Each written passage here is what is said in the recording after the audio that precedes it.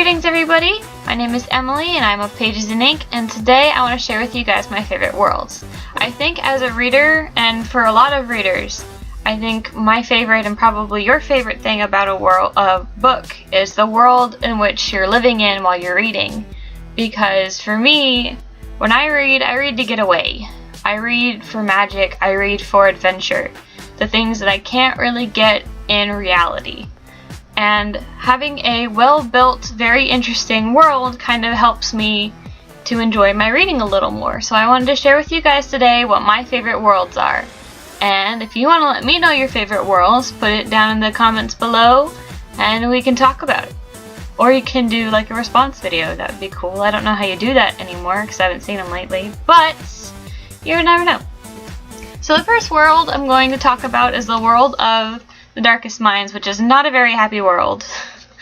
It's a very dark, dystopian world where kids are being hunted. The surviving kids are being hunted. If you don't know anything about Darkest Minds is a dystopian by Alexandra Bracken about a world that has been ravaged by a disease called IAAN, I-A-A-N, which stands for Idiopathic Adolescent Acute Neurodegeneration, which kills 95% of the America's children, and the ones that survive find that they have these mental abilities like telekinesis, mind control, and other such things. And they're sent to rehab camps to learn how to not use their powers, and are labeled into I think 5 categories. There's red, orange, yellow, green, and blue. Yes, 5.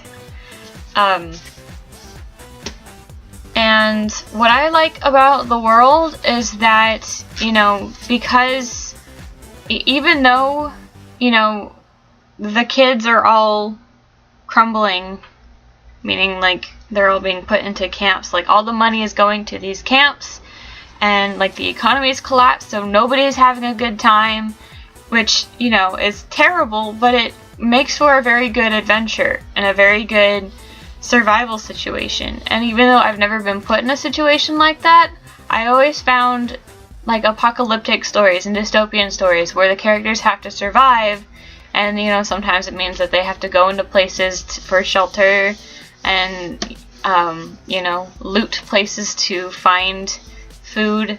For some reason that's been interesting to me, and I'm not saying like I want to do that, so let me go loot 7-Eleven, because that's not what I'm saying, and that's not good. Do not steal. I am very, very against stealing. I work in retail and we get things stolen from time to time, and it's very irritating, and it loses money, which goes back to us in a way. So yeah. Anyway, on to this. I do like a world where the kids have powers, because as a normal person, I've always wanted to have some kind of magical power, because reality bores me, and I want to go adventure, and I want to have powers. I want to be spectacular in a kind of way, even though in a world where there's magic, having magic doesn't necessarily mean you're spectacular, but you get the point. I want to do something cool with what I can do. There's a lot to this book that I also like, but I'm only talking about worlds. So that's part of, and I also think that this world would be very well built into like a video game. There was something, I don't remember what it was exactly. I think it was a bookish bingo thing. And one of the questions was, what book would you turn into a video game, or like an adaptation or something? And I said The Darkest Minds because I thought it would be a really cool video game. You can make a character, and you could pick your color, and you can travel around America and maybe, run into the different groups. Pick a group. Maybe you're on President Gray's side, and as a red, maybe you're part of the Jamboree program, and you're taught to be a weapon pretty much. Or you could be a part of the Leda Corp and you're experimented on, or you help them in some way, or you're part of the Children's League and you're going to help free the kids from camps.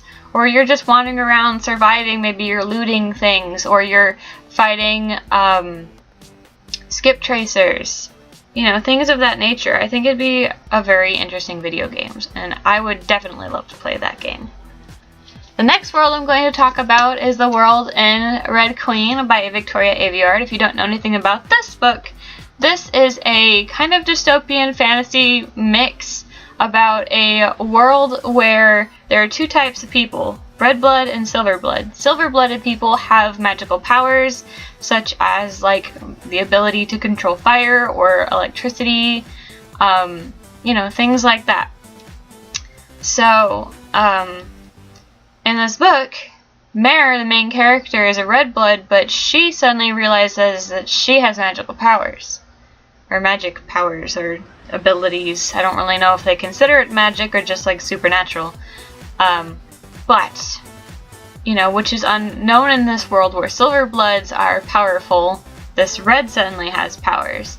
And I like this world because it shows that, you know, things can change, or things aren't always what they seem, and hello, magical powers once again. I'm pretty sure you'll find that a common theme in all of the worlds that I like, is that they have magic powers. I also like how, you know, not every place is this beautiful world. Like, there are places where there's a war going on, so it's like destructed, it's like falling apart, and people don't want to get sent there because they know they're going to die, but also here's this pretty castle and this beautiful marketplace. I barely remember any specific places. I just know that I really like the world as a whole and how it was built, and I also like the underground resistance and the fact that they're literally underground, if I remember correctly, which is pretty cool. You don't see that in a whole lot of books. Although that reminds me of another book world that I actually kind of liked. But I don't have the book, and I wasn't planning on talking about it, so I'm not gonna. The next book I'm going to talk about, or the next world, is Throne of Glass by Sarah J. Maas. I love this world because it's a medieval Renaissance-y kind of world with modern twists to it. So like the clothing are more modern, the ideas are a little more modern, some of the architecture I believe is a little more modern. You know, there are modern, the terminology is more modern than it is medieval or Renaissance. So that's part of what I really liked about this world. I also liked how this world is beautiful in its own way, and it's also very dark, and it's not the world it's supposed to be. It's supposed to have magic, but it doesn't because of, you know, things that I won't get into too much detail on. If you don't know anything about this book, this is a book about a female assassin named Selena Sardothian, who is commissioned to be the king's champion. She has to compete for that role against serial killers and thieves and assassins and even some of the king's strongest warriors. And it's one of my favorite books, and it got me back into reading, and I love the world. Even as it grows and as it does in Queen of Shadows, it gets darker, kind of like Harry Potter in my opinion. If you've seen the movies and the things that I've seen about the books, because I haven't read them yet, know that at all about me, I haven't read them yet. But as the books go on, they get darker and darker and darker. And the Throne of Glass series is definitely one of those series who just gets darker. But you learn that magic's supposed to be in the world. There are different types of places, like Wendelin is a world that is partially inhabited by fae and magic creatures that were there from like the beginning of time, as well as humans and like half fae creatures. Then there's Adderland, which is this, it's kind of like what I've come to understand is Adderland is pretty like port town in a way, and it's not that Adderland isn't the town, you know, but like from what I have read, the feel of Adderland is very powerful, and I don't want to say multicultural, but it's got like there's a lot of people, and they do a lot of different things, and you know, there are still slaves that work on ships, which are mostly prisoners of war. But there's a place like Terrasen, which is a very northern kingdom, and it snows, and their symbol is a deer. And there is, hold on. Hold on, I have to find the pronunciation because I don't know how to say it without it. Elwë, which is where Princess Nehemia is from, seems to be more tropical and warm and beautiful from what I understand. And I think that the world, and I hope that, I know in the next book, in Empire of Shadows, we're most likely going to see a lot more of Terrasen, which I'm excited for. I'm hoping to one day see a little bit more of Elwë, because, you know, it was Nehemia's home, and I feel like Celaena would one day go there to kind of, if her parents are still alive, you know, go and visit her parents and let them know how much that she cared for their daughter, and I want to see what it looks like. I really like well-built worlds. My problem is I don't like to build them myself, like from the ground up. I like to write and just see if they build themselves, which of course doesn't really work. I want to be a writer, but I'm terrible at it so far because I don't plan very much. I just kind of have this idea and I try to go with it, and I change it so many times trying to make it better. It's a mess. The final world I want to talk about is probably my favorite so far in any book that I've read, and that is the world of A Court of Thorns and Roses, specifically the world that we see in A Court of Mist and Fury. Because this takes place after everybody's free from the Fae Queen, Amarantha, and they're trying to kind of come back into themselves, and Feyre gets to travel Prythian a little bit more, and I really love Prythian.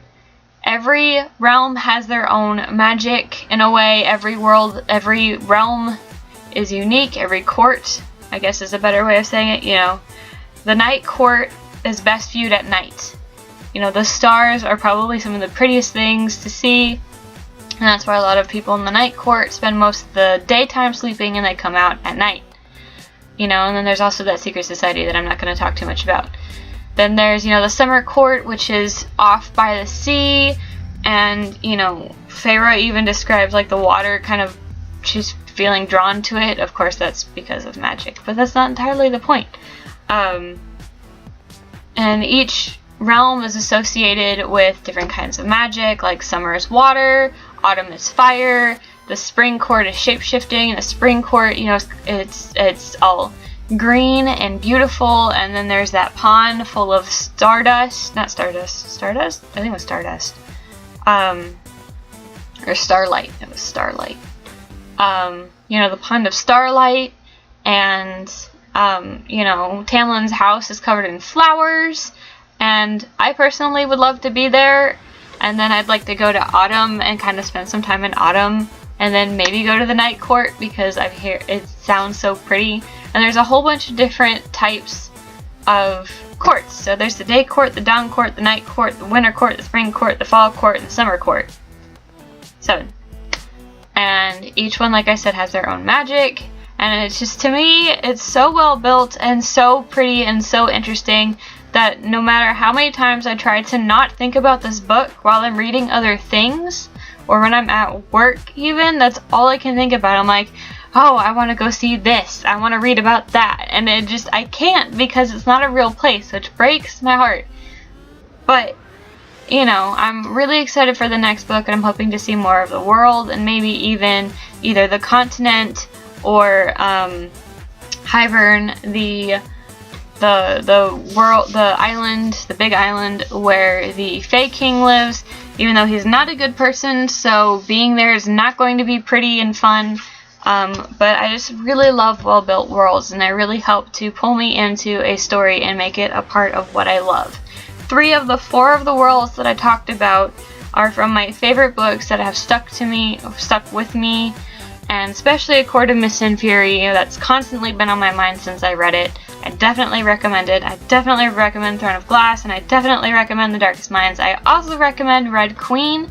I have not read Glass Sword yet, so I don't know what it looks like. You know, for all I know, it could be one of my favorite reads of 2016. But, that's all I have for you for today. I don't have a Top 5 Wednesday. I don't know if I'm going to continue with Top 5 Wednesday because a lot of the topics that they have, they're not bad. but I have a problem associating things with the topics because either I haven't read enough, or I haven't read in enough of a certain category, or like one of them for next month is theme songs. I only know of one theme song that really sticks in my mind about a specific story, so I can't do like a top 5 if I only have one song. But I'm going to try to figure out A, if I'm going to keep doing it, B, what other videos I'm going to do. I really do like tags, so if you want to tag me, I mean, I'm all for it. I think you have to let me know, because if you are tagging me and I don't know, because apparently you can't tag on here anymore. So, unless I'm missing something. But yes. So, that is all I have. Thank you for listening to me rant about my favorite worlds. What are some of your favorite worlds? Do you love the same worlds? Do you think that The Darkest Mind should be made into a video game? Let me know. Anything you want to tell me down in the comments below. Thank you so much for watching. As always, I love you guys so much, and I need you guys to communicate with me more because I want to make things for you, and it's really hard to do that if you don't talk to me. So, I'm going to leave you with that for the day, and I hope you guys are having a great day and a great week, and I will see you next time. Happy reading!